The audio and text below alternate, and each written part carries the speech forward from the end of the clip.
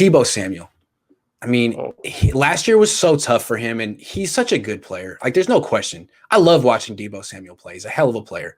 But his injury stuff is troubling. It goes back far. It's bones, it's soft tissue stuff. It's the style of play. It's his conditioning. It's all of it. If he does this 2 years in a row where he can't stay healthy, then he's going to lose a lot of money. His second contract isn't going to be what he wants it to be. The Niners could make a big investment at wide receiver. They may not look at him as a future starting wide receiver for them. They may look at him as a gadget player, someone who can only play some of the snaps. Or if he stays healthy like he did as a rookie and shows that last year was kind of just an aberration from a young guy who was figuring out how to take care of his body, that guy could make a ton of money in the NFL. He could be making $15 million a year because he is that really good. So I think there's a lot of stake for Deebo right here too. He needs to show that he's got like the professional side of the job down, just getting his body ready because he can really play. Yeah, it's so funny how many of these guys that we're just talking about health. We're not talking about your skills. We're not talking about anything like that. You know, it's really just health. And this is so the reason I don't think it's a make or break year is because, you know, think about the investment, right? Like, and if he does go through another injury, you know, then they have one more year before they have to decide on his 5th-year option. So, I mean, but I get exactly what you mean. Like he has to put it together. Yeah. He has to just put in terms together, of like his financial outlook and how invested the Niners will remain in him moving forward. Because if he has 2 back-to-back injury-prone seasons, now you're thinking like, man, do we need to spend a high pick on a wide receiver? Or do we need to start planning for life without Deebo?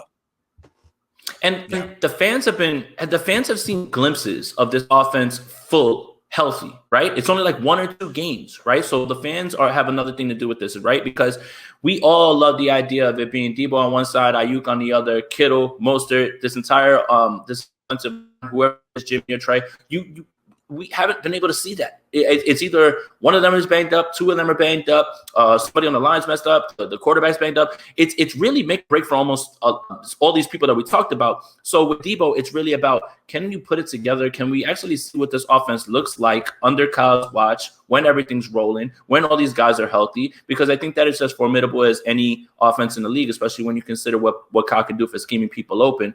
But it is Deebo becomes what they believe because they had this role pegged out for him. Like this is what they wanted for him, and they targeted him. And, you know, we're not going to talk about who they passed on, but they understood what they wanted to do with him, and they understood his skill set, and that's why he gets the ball in the way he does. I also think that he could take another leap in route running. All he has to do is just be on the field. That's it. I think that he's a better route runner than he's given credit for, considering what was charted on him last year, especially he only played 5 games. But I think that he can do much more, and he has to show it this training camp. Just get through training camp. That's it. No dinged up, nothing. No tight hammy, nothing like that. I don't know how to stop that, so I'm not here to judge on that. Like, I don't know how you combat that, but you have to find a way because ultimately it's up to you.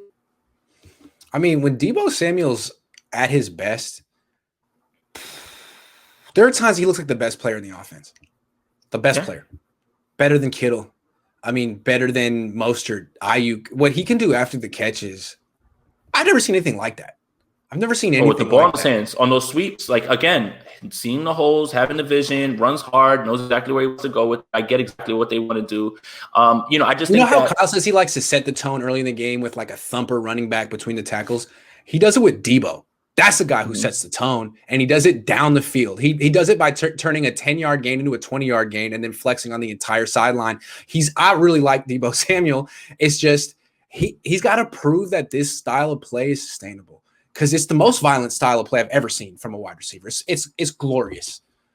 And I know that those are big plays, and I love watching them as well too. But I think that if you ask Kyle, I would think that he'll tell you, I want to stop using him in that way with all those just like he doesn't maybe once or twice a game. But you don't want to see him 3, 4, 5 times running that the same way because then you start to get nervous about that. So I think that Kyle, whether you want to blame it on whatever quarterback play, fine. You know, I think that he kind of wants to get away from that a little bit more and try to get him open on slants where the ball comes out quickly. He catches it. Now he's got the ball in his hands with a head full of steam, and now he can make a move as opposed to just throwing it to him behind the line, hope that the blocking continues, and then him making a move off of it and just running hard. So I'm really interested to see when he's fully healthy, when he's right, when he's running routes in the way that I think he can, how they're going to use him and how much more they're going to use him with those jet sweeps. Yeah, because again, Deebo, if you're listening, you've been labeled as a gadget player, And now you're being labeled as but now you've been labeled as a gadget player, not by Jason, but that's the label, gadget player. And now it's like injury prone gadget player. Like, are you a number 3 who needs to play half the snaps? So you have the opportunity to show people that you are not a gadget player. You're a starting wide receiver and a number 1 wide receiver who can beat you short, intermediate, and deep. And I think he can do it too. I think really those limitations are more Jimmy's limitations than Deebo's. And I think we're going to see that this year, next year, whenever Trey Lance becomes a quarterback and plays the way we expect him to. So that's exciting. Yep. Yeah. And then the other thing too is, this is why he's so vital, is just even having him run across the formation. He doesn't even have to be the guy getting the ball, because he demands that much attention. Just manipulating the eyes of the linebackers watching him is enough that if you watch him for 1 second and that ball goes to Raheem Mostert, he's gonna run past the other way. And that's just the facts. And that's why they do it. That's why they implement so much motion with him, because you know how dangerous he is with the ball. And you know that if it's Trey and that ball's in the belly of Mostert with Samuel coming across, now you're attacking all 4 principles. You're attacking everywhere. You're attacking with Deebo, with Mostert, or with Trey pulling it out, and passing it. So that's the type of pressure that Deebo puts on linebackers when he's healthy. The only other player in the NFL who causes as much or more anxiety among defensive players when just going in motion is Tyreek Hill.